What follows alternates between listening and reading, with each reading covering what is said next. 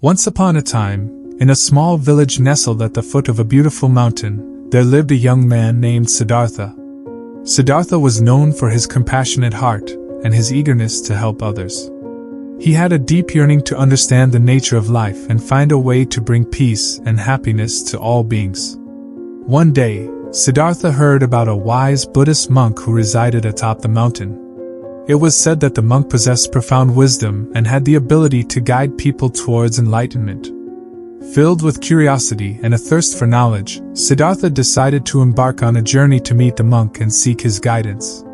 The path up the mountain was steep and treacherous, but Siddhartha persevered, driven by his desire to learn. After days of arduous climbing, he finally reached the humble abode of the wise monk.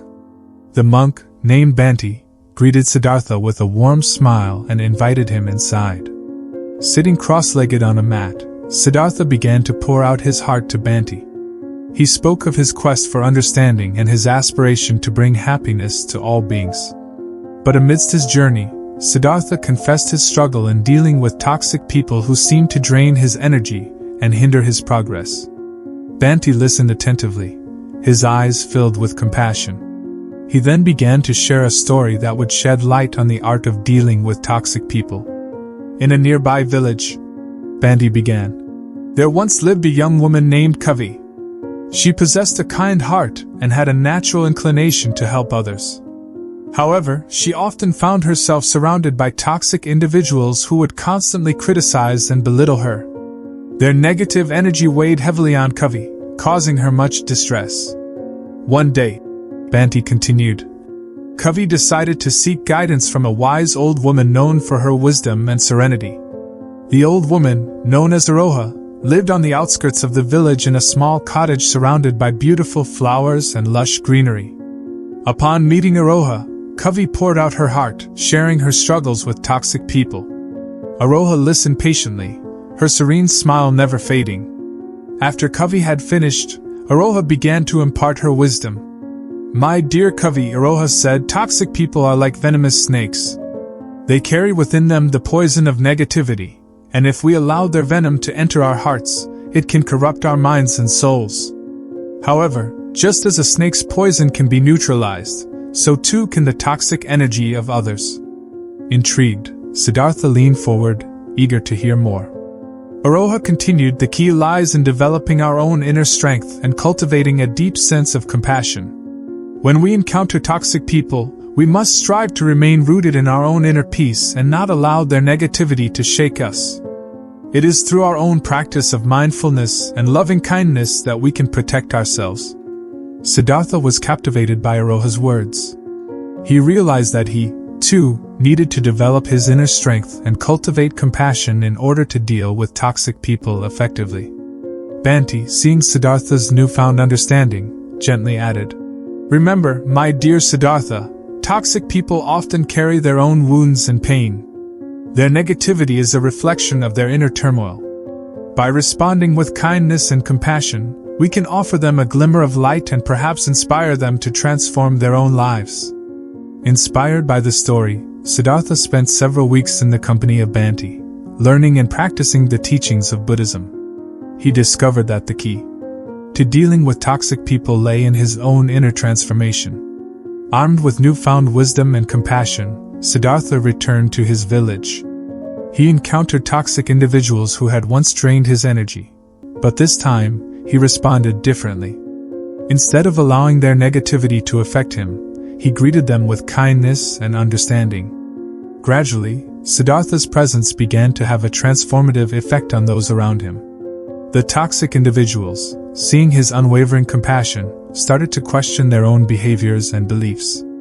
Some even sought Siddhartha's guidance in their journey towards personal growth and healing. Word of Siddhartha's remarkable transformation spread throughout the village, and people from neighboring communities sought his counsel. Siddhartha became a beacon of light, guiding others in their quest to deal with toxic people and cultivating inner peace. Years passed, and Siddhartha's teachings reached far and wide. He established a monastery on the outskirts of the village, where people would gather to learn from his wisdom and practice meditation. His compassionate approach to dealing with toxic people became known as the Buddhist way. inspiring countless individuals to lead more harmonious lives. And so, the story of Siddhartha serves as a reminder that the power to deal with toxic people lies within each one of us. By cultivating inner peace, practicing mindfulness, and responding with kindness and compassion, we can transform not only ourselves but also those around us. May we all strive to walk the Buddhist way, bringing healing and harmony to our world. As the years went by, Siddhartha's teachings continued to spread far and wide. People from all walks of life flocked to his monastery, eager to learn the ways of dealing with toxic people and finding inner peace. Among the many visitors was a young woman named Maya. Maya had endured years of abuse and manipulation from a toxic relationship. She had lost all hope and felt trapped in a cycle of negativity.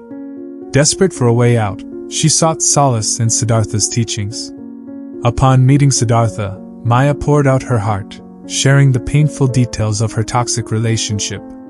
Siddhartha listened attentively, his eyes filled with empathy and understanding.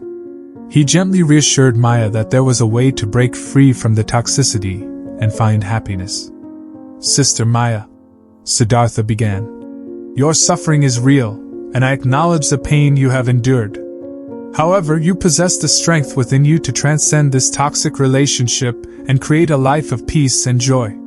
He went on to explain to Maya the importance of setting boundaries and practicing self-care.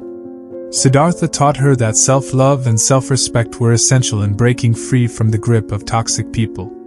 He encouraged her to surround herself with positive influences, cultivate self-awareness, and nurture her own well-being. Maya immersed herself in Siddhartha's teachings, diligently applying them to her life. She began to distance herself from the toxic person, setting clear boundaries and reclaiming her power. She focused on her own personal growth and cultivated a strong sense of self-worth. As Maya's transformation unfolded, she became an inspiration to others who were trapped in toxic relationships. She started support groups and counseling sessions, sharing her story and offering guidance based on the Buddhist principles she had learned from Siddhartha. The ripple effect of Maya's transformation reached far and wide. People who had once felt helpless and trapped found solace and strength in her words. They discovered that they too could break free from toxic relationships and create a life filled with love and positivity. Word of Maya's impact reached Siddhartha's ears, and he invited her to share her story with the community gathered at the monastery. Maya stood before the crowd, her voice steady and filled with conviction. "I was once consumed by toxicity," she began.